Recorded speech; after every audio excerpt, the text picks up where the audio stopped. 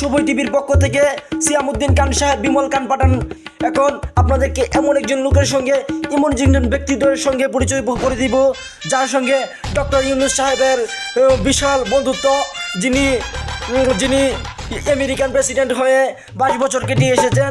ওনার সঙ্গে পরিচয় করিয়ে দেব। উনি কিছু বলবেন সিয়াম বিনোদন গ্রুপ সম্পর্কে।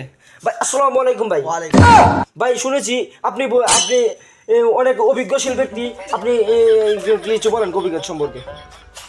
আমার কিছু বলার নেই, কারণ আমাদের সিয়াম ভাই বিনোদন গ্রুপ থেকে অনেক সুন্দর একটা ফানি ভিডিও নিয়ে আসছে কবিকেট সম্পর্কে।